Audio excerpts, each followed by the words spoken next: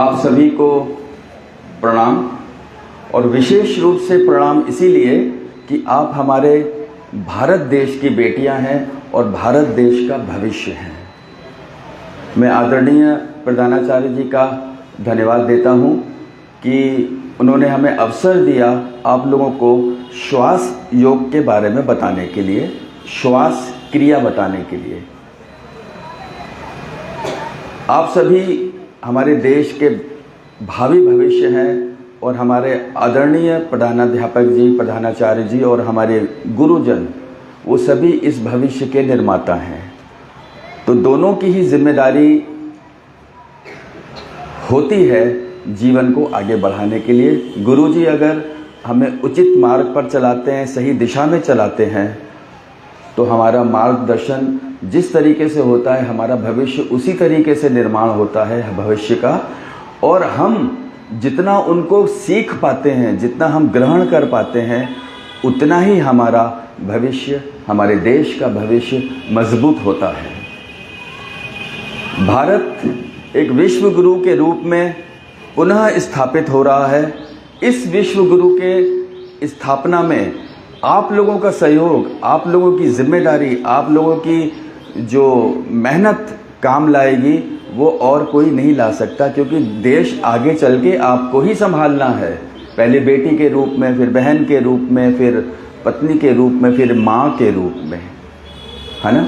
आप यहाँ पे सब बैठे हैं तो अवश्य आपकी माँ आपके ऊपर इतनी मेहनत करती हैं कि मेरी बेटी कुछ पढ़ लिख कर कुछ आगे बढ़े। लेकिन इस पढ़ लिखने के अलावा भी मेरी बेटी जिम्मेदार हो, देश के प्रति निष्ठावान हो, इस देश का भविष्य बनाने में अग्रिम पंक्ति में खड़ी हो। ये भी महत्वपूर्ण है। ये भी माँ का कर्तव्य होता है कि अच्छी पढ़ाई के साथ साथ, अच्छी शिक्षा के साथ साथ हम अपनी बेटी को एक निष्ठावान देश की नागरिक बनाएं। ठीक है ना। अब मैं आपको ये बताने आया हूँ कि मेरा नाम श्याम सुखनानी है और मैं सूरत गुजरात से 1400 किलोमीटर की दूरी पर मैं यहाँ पे हरिद्वार आया हुआ हूँ आपको सांस क्रिया सिखाने के लिए। श्वास की क्रिया सुनने में आपको आश्चर्य लगेगा कि क्या हम सांस नहीं ले रहे होते तो हम फिर जिंदा कैसे हैं। हम जिंदा हैं, सांस ले रहे हैं तो ही तो जिंदा है ना। हाँ, हम जिंदा रहने के लिए सांस ले रहे हैं, लेकिन श्वास का पूरा हम उपयोग नहीं कर पा रहे हैं। कबीरदास जी ने कहा, कथा हूँ कहत जात हूँ, कहत बजावत ढोल, सांस खाली जात है तीनों लोकन का मोल। 500 साल पहले कबीरदास जी ने कहा, सांस खाली जा रही है, हम जिंदा हैं, फिर भी हम अपने सांस का उपयोग नहीं कर पा रहे हैं। सांस का जो उपयोग होता है, किसी अंश तक हम प्राणायाम वगैरह के कुछ सुबह की सैर करके हम सांसों की क्रिया कर लेते हैं, व्यायाम कर लेते हैं, लेकिन श्वास का हम उपयोग नहीं कर पाते हैं पूरे 24 घंटे, या 24 घंटे ना कहें, क्योंकि 7 से 8 घंटा हमारा सोने में लग जाता है। तो 16 से 18 घंटे हम श्वास का, हर सांस का प्रयोग करके, उसका सही उपयोग करके हम अपने जीवन को आगे बढ़ा सकते हैं। पहले इस बात को समझना होता ज़रूरी है कि सांस का महत्व जिंदा रहने के अलावा क्या होता है। पहले तो हम ये आपको बता रहे हैं, आप सबको पता भी होगा, मैं आपको एक रिवीजन करा रहा हूँ। जैसे हम श्वास लेते हैं, वैसे ही ऑक्सीजन और नाइट्रोजन गैस हमारे शरीर में प्रवेश करती है। हमारे शरीर का जो पोल्यूशन है, जो बीमारी है, उसके साथ मिलके, कार्बन के साथ मिलके CO2 कार्बन डाइऑक्साइड गैस बनाती है, जिससे कि हमारे अंदर की अशुद्धियाँ उस सांस के द्वारा बाहर निकल जाएं। ये एक वैज्ञानिक प्रक्रिया है, हर बच्चा जानता ही है।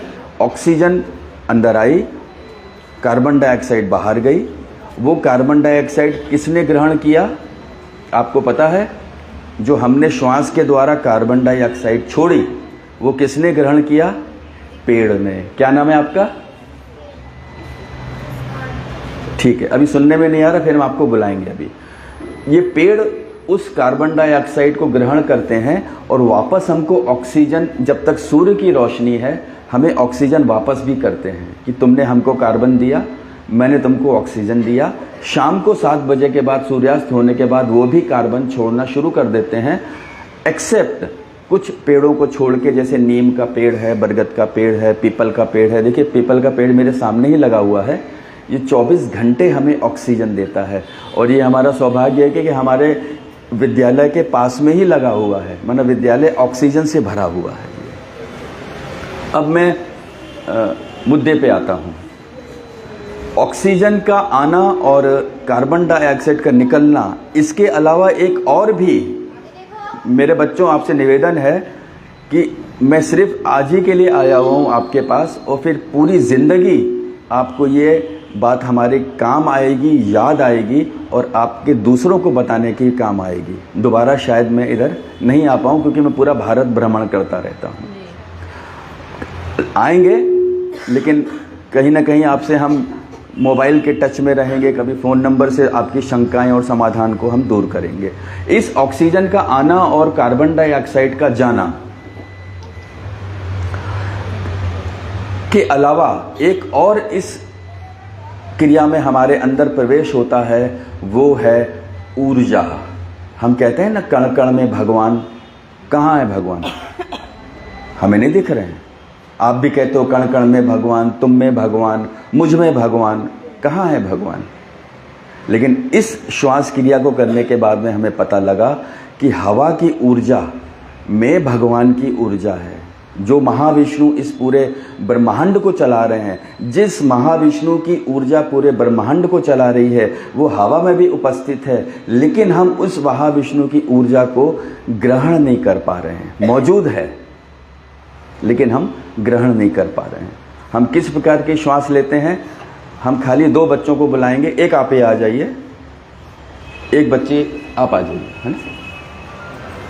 हमारे पास ये मशीन प्रोफेसर अश्वनी जी अग्रवाल, टाइम साइंटिस्ट दिल्ली, जो कि पिछले 25 वर्षों से समय पे, तत्वों पे, हवा की ऊर्जा पे, श्वास क्रिया पे, मतलब यूँ कहें कि हमारे जीवन को बेहतर बनाने के लिए जो जो भी चीज़ें हो सकती हैं, हमारे जीवन को उच्चतम शिखर पर ले जाने के लिए जो जो भी चीज़ें हो सकती हैं, वो प्रोफेसर अश्वनी अग्रवाल जी रिसर्च कर रहे हैं पिछले 25 वर्षों से। अब उसका फाइनल रिजल्ट हम लोग के सामने है कि हम घर घर जाके, स्कूल स्कूल जाके हर व्यक्ति को कहें कि सांस का उपयोग करना सीख लो, क्योंकि सांस खाली जात है, तीनों लोकन का मूल। हमारे पास ये मशीन है, हम अपनी सांस में कितनी उस महाविष्णु जी की ऊर्जा को ग्रहण करते हैं, वो ये मशीन बताती है। जैसे हमारा थर्मामीटर बताता है ना 100 डिग्री बुखार है, 98 डिग्री बुखार है, ये मशीन बताती है कि जो हमने इस समय सांस ली उसमें हमने कितनी ऊर्जा, कितने शंख ऊर्जा हमने अपनी प्राण ऊर्जा में बढ़ाया। अब मैं आप 2 बच्चे हमारे पास आई हैं, मैं उनको, आप सबका रिजल्ट ऐसा ही आएगा जैसे इनका है, क्योंकि हम एक ही तरीके से लगभग श्वास लेते हैं। तो जो इनका परिणाम है, लगभग समझ लीजिए 10% कम या ज़्यादा आपका भी वही परिणाम होगा कि आप कितनी ऊर्जा को खींच रहे हैं।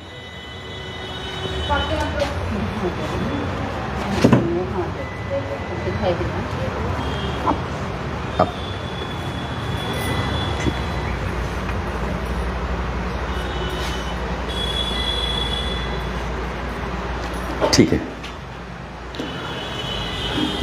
आपका नाम? वैष्णवी बेटी हमारी इस मशीन पे, सेंसर पे हाथ रख के 5 बार सांस लेंगी।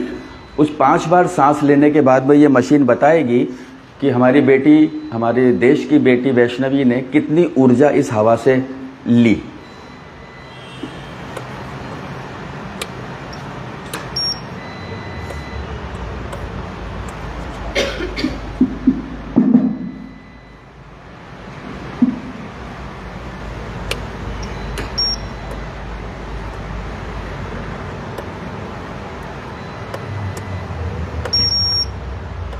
बाएं हाथ का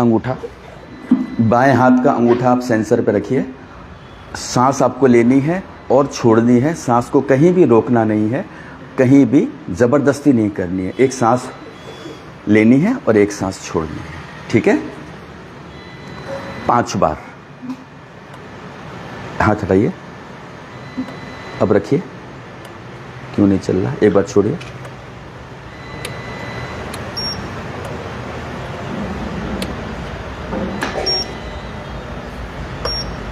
अब रखिए।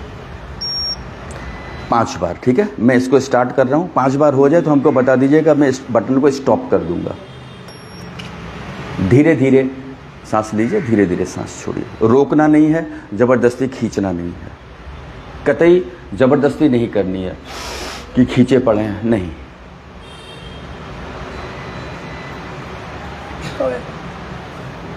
देखिए, एक यहाँ पे रीडिंग आई होगी, आपने कितनी प्राण ऊर्जा खींची, हवा की ऊर्जा को कितना आपने लिया? 0039 39 शंख वैष्णवी बेटी ने हवा की ऊर्जा को लिया। यहाँ पे देखिए 39 में क्या लिखा हुआ है? वीक। हाँ जी, बताइए बच्चों को। वीक, जोर से बताइए। वीक। वीक, बहुत ही कमजोर ऊर्जा इन्होंने ली, जबकि हवा में कोई भी कमी नहीं है। हम आपको उदाहरण बताते हैं, जैसे कि हम वैष्णवी को किसी बैंक में जाके लॉकर खोल के दे दें कि बेटा बेटी जितने पैसे उठा सकती हो उठाओ। वैष्णवी ने 39 रुपये उठाए, क्योंकि उसकी क्षमता मात्र 39 रुपये उठाने की थी, वो बड़ी गड्डियां उठा ही नहीं पा रही थी, ठीक है ना? मैं ये बहुत आसान सा उदाहरण आपको बता रहा हूँ। आप आइए, आपका शुभ नाम?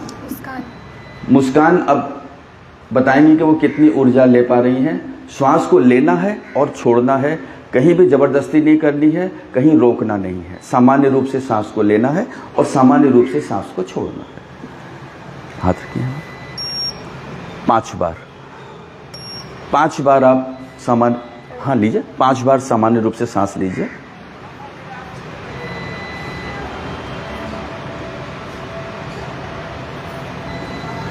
देखिए आपने कितनी ऊर्जा ली हवा से? 27।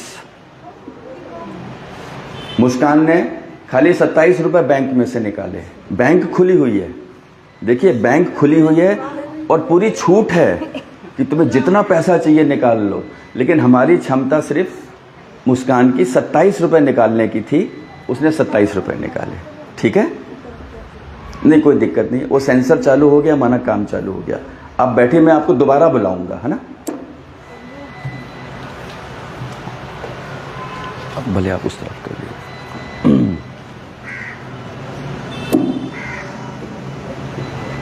अब इस हवा की ऊर्जा का अर्थ क्या हुआ? हवा की ऊर्जा का मतलब ये हुआ कि महाविष्णु जी की कृष्णांश ऊर्जा इतनी मौजूद है कि जितना हम चाहें ले सकते हैं इसको। कबीरदास जी ने 500 साल पहले कहा था, बैठत 12 चलत 18 सोवत पूरे 30। सोवत है वो खोवत है, जागत है वो पावत है।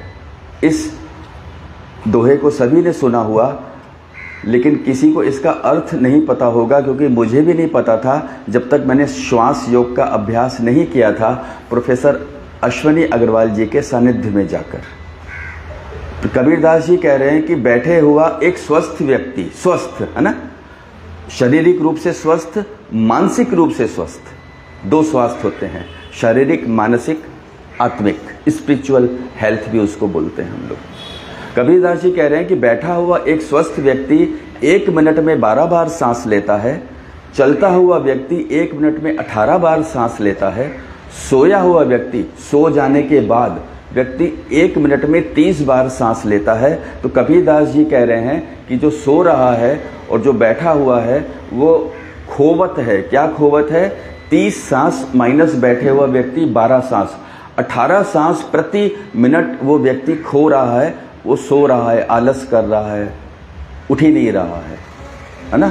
मम्मी भी डांट डांट के उठाती है, उठो स्कूल जाना है कि नहीं जाना है, प्रिंसिपल साहब का फ़ोन आ जाएगा, जाना हमको ही पड़ेगा जवाब देने के लिए, आपको क्या। होता है, सबके साथ होता है, मेरे साथ भी होता था, इसमें कोई नई बात नहीं है। अब 500 साल पहले कबीरदास जी ने कहा कि बैठत 12, आज की परिस्थिति ये हो गई है, एक स्वस्थ व्यक्ति बैठत 16 से 20 हो गया है। एक बैठा हुआ व्यक्ति 16 से 20 बार सांस लेता है। सांस इतनी छोटी हो गई है। और मैं हरिद्वार में शिव घाट में कैंप लगाता हूँ, वहाँ अपनी बहनों का, अपनी बेटियों का हमने कहा कि एक बार हमें प्रति मिनट श्वास की गिनती करके बताओ, तो प्रति मिनट 40 सांसें वो ले रही हैं। 40। क्या होता है, गले से ही वो सांस वापस छोड़ देते हैं, पता ही नहीं सांस, हम जिंदा हैं, प्रकृति की तरफ से सांस आ रही है, हम जिंदा हैं, लेकिन गले से ही छोड़ देती हैं। उनको फेफड़ों तक, उनको नाभि तक, या यूँ कहें कि उनको पैर के नाखून तक पहुंचने का मौका ही नहीं मिलता है। जितनी उथली उथली सांसें होंगी उतना ही उथला उथला जीवन होगा, उतना ही चिड़चिड़ापन होगा, उतना ही क्रोधी अवस्था होगी, उतना ही पढ़ाई में मन नहीं लगेगा, उतना ही एक पाठ को बार बार याद करना पड़ेगा, फिर भी याद नहीं होगा। चाहे कितनी बार डांट पड़े हमारे अध्यापिका की, चाहे कितनी बार हमारे दंड मिले प्रधानाध्यापक के द्वारा, प्रधानाचार्य के द्वारा, लेकिन हमारी स्थिति नहीं सुधरती। डांटने से भी नहीं सुधरती, पिटने से भी नहीं सुधरती। माँ दिन भर, बच्ची कहती है दिन भर चैं चैं करती है मम्मी खाली, तो भी नहीं सुधरती। मम्मी दिन भर चैं चैं करती है अपनी बच्ची के ऊपर, तो भी हमारी स्थिति नहीं सुधरती, क्योंकि मन और बुद्धि एक लय में नहीं है।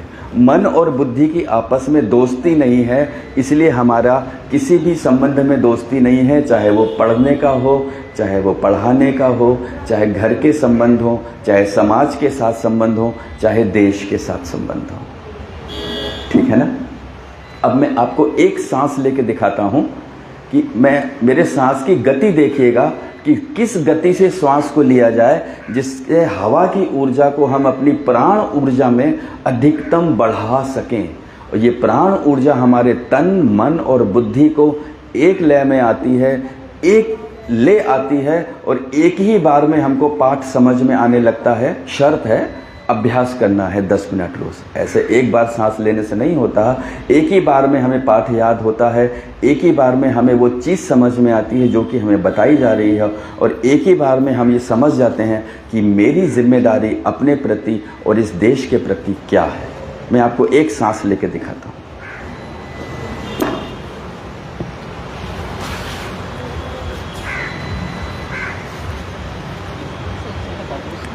बहुत ध्यान से देखिएगा। एक कहावत है, आम खाओ गुठलियों से मतलब मत रखो। एक कहावत है, आम के आम गुठलियों के दाम। एक कहावत है, आम खाओ गुठली को दबाओ। 3 कहावत होती है। अधिकतर ये कहते हैं आम खाओ गुठली को फेंको, गुठली का क्या करना है। जो थोड़े से और जागरूक हैं वो कहते हैं आम के आम गुठली के दाम। गुठली बिकती है, और हमारे गुजरात में उस गुठली के अंदर का वो बीज निकाल के उसका मुखवास बनाते हैं, नमक डाल के उसको धूप में रख के सुखा के। खाया है किसी ने? नहीं खाया है, आपने खाया, वेरी गुड। तीसरी कहावत होती है, आम खाओ गुठली को दबाओ। माना आम खाओ और गुठली को जमीन में दबा दो, ताकि वो आगे चल के हजारों आम आपको दे सके। हम जो आपको बात कह रहे हैं बच्चों, मेरी बेटियों, मेरे देश का भविष्य, आम खाओ गुठली को दबाओ। अब मैं जो आपको बताने जा रहा हूं वो आपको दबाना है, गुठली को दबाना है। ठीक है ना। गुठली को बेचना भी नहीं है, गुठली को फेंकना भी नहीं है, संचय करना है, ताकि आगे चलकर मेरी एक देश की बेटी आगे चलकर हजारों बेटियों को ये बता सकती है कि श्वास के द्वारा जीवन को बदला जा सकता है। हम ना आपको प्राणायाम बता रहे हैं, ना हम आपको योगासन बता रहे हैं, हम सिर्फ आपको श्वास लेने का तरीका सिखा रहे हैं। ओके।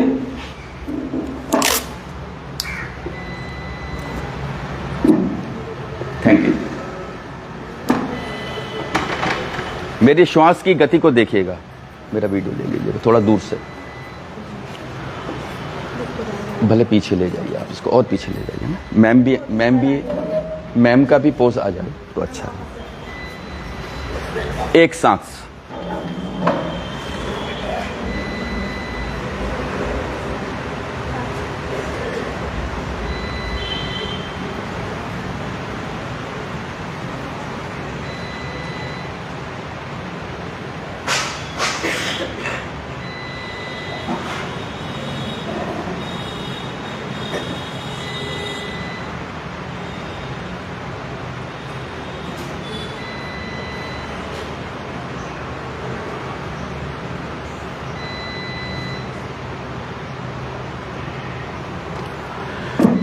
एक सांस ली। मैं बाहर बैठी हुई बेटियों को भी ये डेमो देना चाहता हूँ, कुछ को एक खंबे की वजह से नहीं दिख रहा है।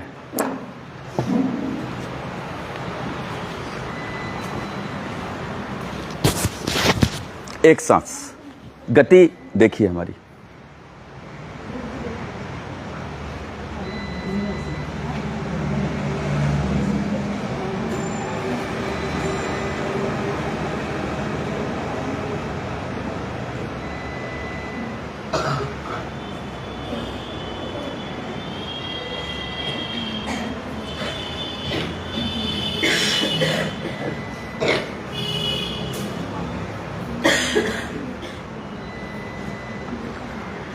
एक सांस ली मैंने। ये अभी मुस्कान और दो बच्ची आई थी ना, वो 5 बार इसी तरीके से धीरे धीरे सांस लेंगी, धीरे धीरे सांस छोड़ेंगी, क्योंकि वापस इस मशीन को बताना है कि अब आपने कितनी ऊर्जा हवा की ली।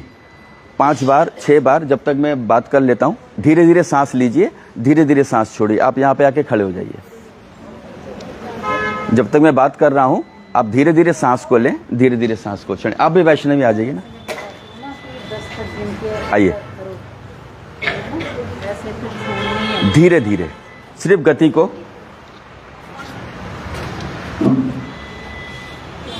वैष्णवी और मुस्कान 5-6 बार धीरे धीरे गति से सांस लेंगी, तब तक हम आपसे थोड़ी और बातचीत कर लेते हैं।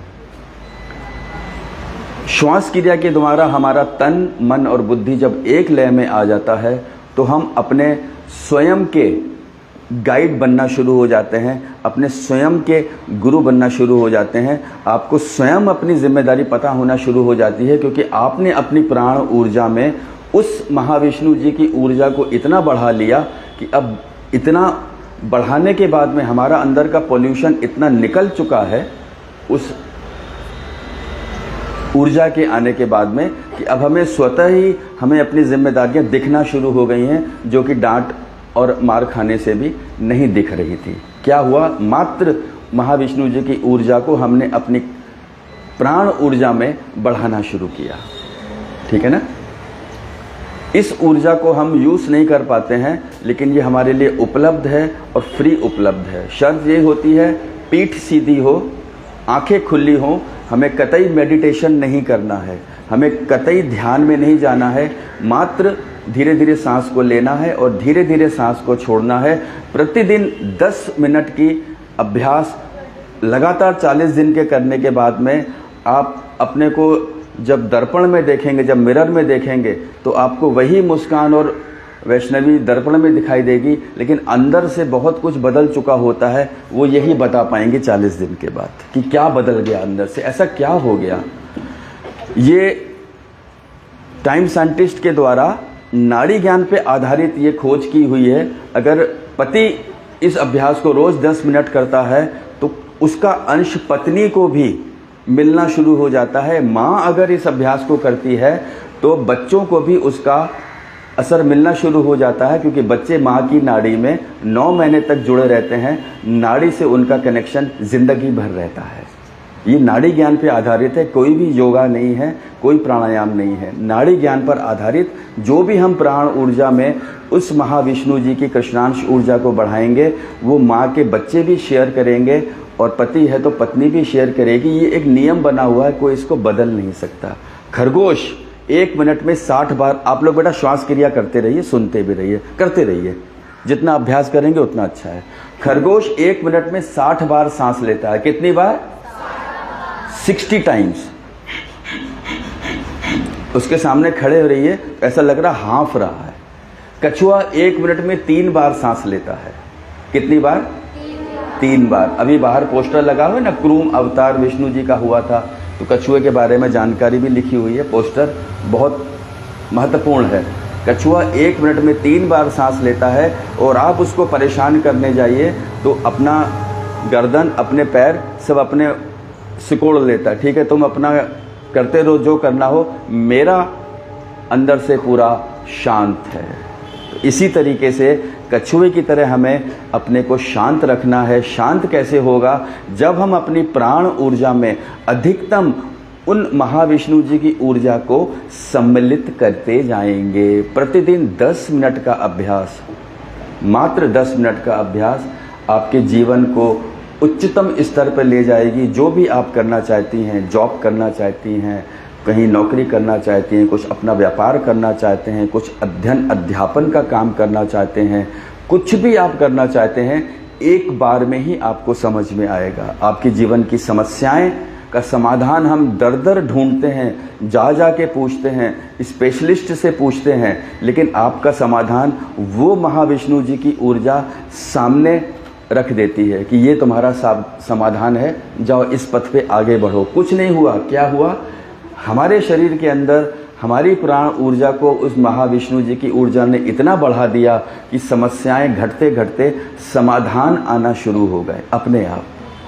कोई भय नहीं, कोई चिंता नहीं, कोई कन्फ्यूज़न नहीं, मात्र श्वास की गति को कम करना है। अब हम दोनों बेटियों का फिर से, जो इन्होंने अभी 1 मिनट जो भी अभ्यास किया, तो कितना फ़र्क पड़ा ये मशीन बताती है।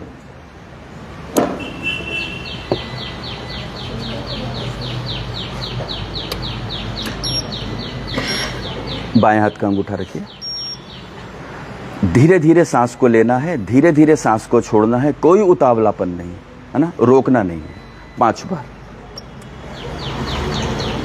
आप लोग भी अभ्यास करिए। धीरे धीरे श्वास को लीजिए, और कुछ भी नहीं समझ में आता है ना, तो कछुए की सांस को सामने रखिए कि कछुआ इतनी धीमी सांस ले रहा है तो मैं भी ले सकती हूँ, क्यों नहीं ले सकती? हमको भगवान ने, हमको क्रिएटर ने फ्री विल दी है, सोचने समझने की फ्री विल दी है। चाहे तो हम खरगोश से भी जल्दी जल्दी सांस लेके अपनी प्राण ऊर्जा को ख़त्म कर दें, चाहे तो हम कछुए से भी धीमी गति से सांस लेके अपने आप को प्राण ऊर्जा से भर दें। ऋषि मुनि 400-400 साल जिंदा रहते थे, क्यों? वो सांस ही इतनी धीमी गति से लेते थे कि उनकी आयु ही 400-500 साल तक चली जाती थी। श्वास जितनी हम कम खर्च करते हैं, उतना ही तन, मन और बुद्धि एक लय में आती चली जाती है और आयुष्य भी मिलता है। भगवान ने उनको मशीन सेट करके दी है, खरगोश को 60, कछुए को 3, हम लोग को फ्री विल दे दी है, जैसा चाहे ज़िंदगी जियो। अब आप वैष्णवी बताएंगे कि कितनी प्राण ऊर्जा उन्होंने खींची सिर्फ 2 मिनट के अभ्यास में। 162। और पहले कितनी ली थी? 39। पहले वैष्णवी ने 39 शंख ऊर्जा ली थी, अब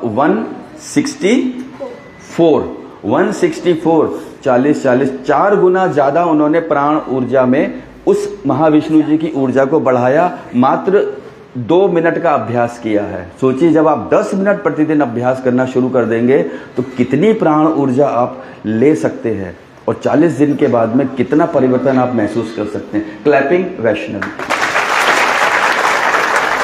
आप सबका भी ऐसा ही आएगा। मैंने आपसे कहा था ना, जो इन 2 बेटियों का रिजल्ट आएगा आपका भी सेम है। आप भी इस तरीके से जब अभ्यास करेंगे तो आपका भी यही रिजल्ट आएगा। Left hand. अब मुस्कान बताएंगी उन्होंने कितनी प्राण ऊर्जा खींची, प्राप्त की। कथा हूं कहत जात हूं, कहत बजावत ढोल, सांस खाली जात है, तीनों लोकन का मोल। प्रोफेसर अश्वनी अग्रवाल जी ने हमें बताया इस दोहे का महत्व कि सांस खाली कैसे जा रही है। ले रहे हैं, सिर्फ गले तक ले रहे हैं, क्या कर रहे हैं कुछ पता नहीं। बीमार पड़ रहे हैं, डॉक्टरों के पास जा रहे हैं, मानसिक रूप से अस्वस्थ हैं तो साइकोलॉजिस्ट के पास जा रहे हैं, उनके साथ हम ट्रेनिंग ले रहे हैं, मोटिवेशन क्लासेस में जा रहे हैं, सत्संग में जा रहे हैं। तब तक उन प्रभावों में हम अपने आप को लगता कि हम ये करेंगे, लेकिन घर पे आके टाए टाए फिश ढाक के 3 पाप। मुस्कान ने कितनी ली? 92। आई 92। उन 92 शंख मुस्कान ने हवा की ऊर्जा को अपनी प्राण ऊर्जा में बढ़ाया, पहले से 3 गुना ज्यादा। वैष्णवी ने 5 गुना ज्यादा बढ़ाया, इन्होंने 3 गुना ज्यादा बढ़ाया। सबके लिए क्लैपिंग है। और ये क्लैपिंग सबके लिए, मेरे देश की बेटियों के लिए, मेरी देश की माँ बहनों के लिए, आदरणीय प्रधानाचार्य जी के लिए, आदरणीय अध्यापिका के लिए, सबके लिए क्लैपिंग है।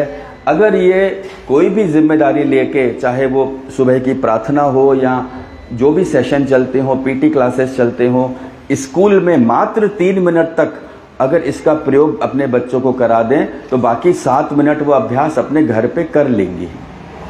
10 मिनट प्रतिदिन 24 घंटा अगर हम इस हवा की ऊर्जा को अपनी प्राण ऊर्जा में बढ़ा दें तो 40 दिन के बाद एक नए बच्चे हमें दिखेंगे जो कि जिम्मेदारी की ओर आगे बढ़ते हुए हैं, बिना डांट खाए हुए। करना पड़ता है, कोई भी ऐसी पुड़िया जादू की नहीं है, कोई भी बाबा जी का ऐसा आशीर्वाद नहीं है जो हम उसके सर पे रखें। एक माँ अपने बच्चे को लेके गई साधु जी के पास, बाबा जी ये गुड़ बहुत खाती है मेरी बेटी, इसका गुड़ खाना बंद करवा दो। उसने कहा ठीक है, 1 महीने के बाद आना। तो माँ फिर अपनी बेटी को 1 महीने के बाद लेके गई, क्योंकि बाबा जी के उनको भरोसा था कि वो जो कह रहे हैं वो कुछ ना कुछ उसका अर्थ होता है। तब 1 महीने के बाद उसने कहा बेटी गुड़ मत खाया करो। तो माँ ने जिज्ञासावश पूछा बाबा जी आप ये बात तो हमको 1 महीना पहले ही कह सकते थे। तो बाबा जी ने कहा मेरी बेटी 1 महीना पहले मैं भी गुड़ बहुत खाता था, 1 महीना लग गया हमको गुड़ छोड़ने में, वो स्वाद को 1 महीना लग गया।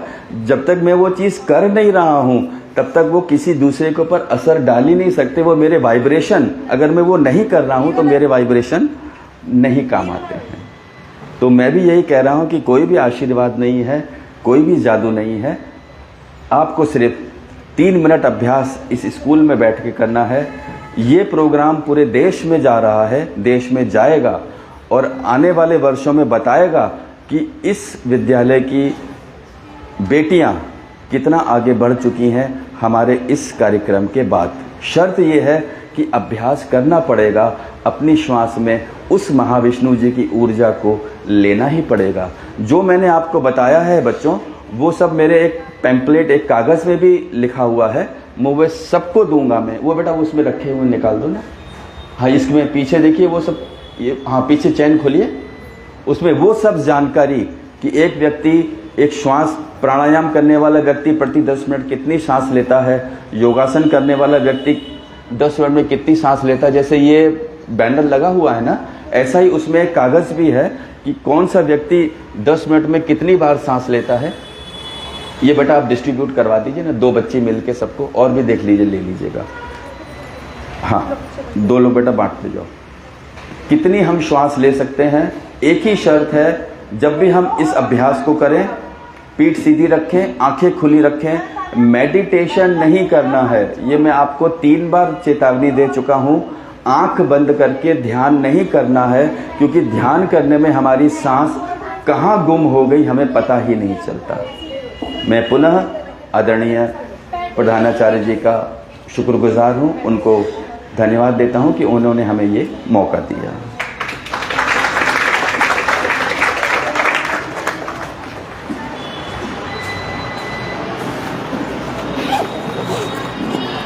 धन्यवाद श्यामलाल सुखानी जी का, जो सूरत गुजरात से हमारे बच्चों के बीच में यहाँ आए और उन्होंने श्वास से संबंधित बच्चों को इतनी अच्छी जानकारी दी, जो उनके अगर वो उस पर सही से अमल करें तो उनकी ताउम्र ये जानकारी काम आएगी। और सांस तो हम लेते हैं, उन्होंने बताया, लेकिन किस तरीके से, सही तरीके से अगर हम किसी भी काम को सही तरीके से करें, फोटो लेना, मैं मैम को दूंगा, हम निरोग रहेंगे और स्वस्थ रहेंगे। और जब हम स्वस्थ रहेंगे तभी हम लाइफ में कुछ अच्छा आगे कर पाएंगे। तो एक बार पुनः फिर से मैं अपनी तरफ से, अपने विद्यालय परिवार की तरफ से आपका बहुत बहुत धन्यवाद करती हूँ। और आपने बहुत अच्छी जानकारी दी बच्चों को। और इसी क्रम में गाइड्स क्लैप्स को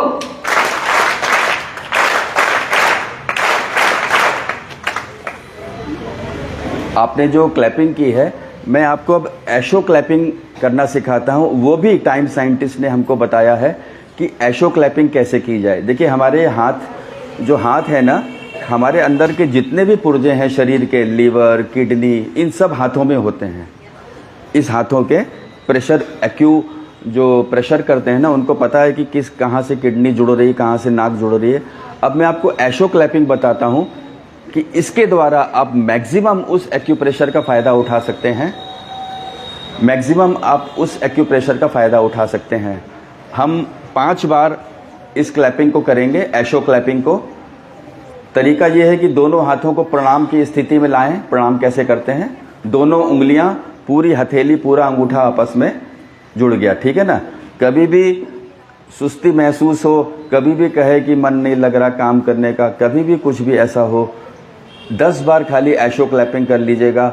शरीर ऊर्जा से भर जाएगा। जैसे अभी आप सुनते सुनते थक गए हो ना, कुछ लोग पीछे कहते हैं कि पक गए, अब ज़्यादा नहीं पकना चाहते, तो उससे निकलने के लिए मैं आपको एशो क्लैपिंग बताता हूँ, ठीक है ना। थोड़ा सा आपको हमने पकाया है, लेकिन ज़िंदगी भर के लिए ये काम आपको, आम खाया है, गुठली को दबाना है, छोड़ नहीं देना है। सबको आगे बताना है, घर में मम्मी पापा को बताना है, भाई बहनों को बताना है, जो भी मिले उसको बताना है कि इस तरीके से श्वास लिया करो। लेकिन असर तब होगा जब आप लोगे। महात्मा जी ने कहा ना, गुड़ 1 महीने के बाद गुड़ मत खाया करो। जब 3 मिनट स्कूल में और 7 मिनट घर पे जाके करोगे तो दूसरों को असर होगा कि हाँ, ये मेरी देश की बेटी सही कह रही है। एशो क्लैपिंग, इसकी ताल है 1 2 1 2 3, ठीक है। हम लोग साथ में करेंगे। ऐसे प्रणाम की स्थिति लाइए। 1 2 1 2 3, 1 2 1 2 3, 1 2 1 2 3, 1 2 1 2 3, 1 2 1 2 3, 1 2 1 2 3, 1 2 1 2 3। कभी भी सुस्ती हो, कभी भी थकान हो, 10 बार बजा लीजिए, जोश आ जाएगा, फुर्ती आ जाएगी। आप लोगों को अच्छा लगा? ये हमारा सर्टिफिकेट है 1400 किलोमीटर दूर आने का। आप इसको करिए। और एक बार भी अगर मैम ने हमको व्हाट्सएप कर दिया ना कि हमारी ये बच्चियों ने 40 दिन में इतनी सांस का टारगेट अचीव कर दिया। देखिए, मशीन उस समय उपलब्ध नहीं होती है, मैं आपको टारगेट बता देता हूँ।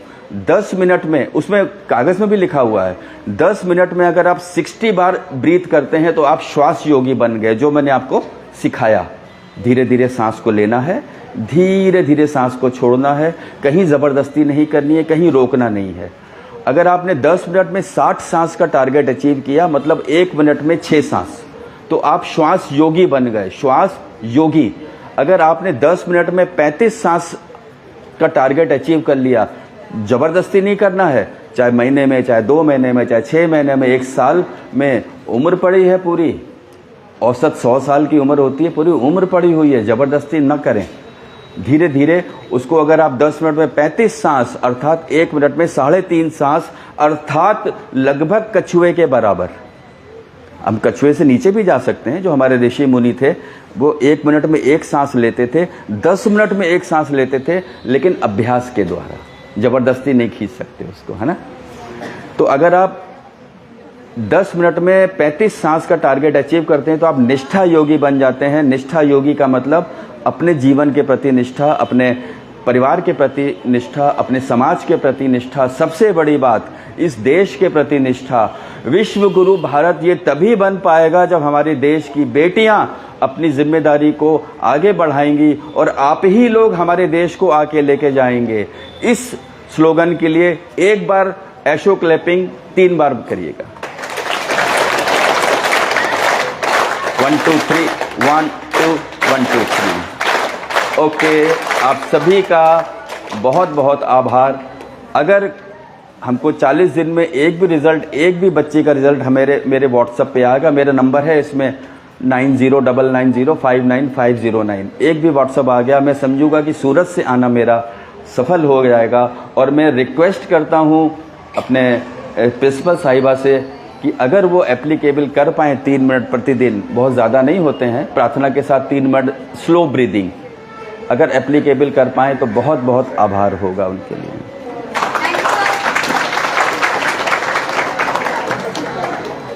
अब आप अपने अपने, सबको पेपर मिल गए तो आप अपने अपने क्लास में अब जा। पेपर मिल गए? ये बेटा पीछे नहीं मिले उनको, अभी उनके नहीं हुए। उठाना पहले है ना लाइन जिनको पेपर मिला न मिला वो लेके जाएंगे। मिल गया। हाँ आप लोग बैठे रहोगे यहीं पर।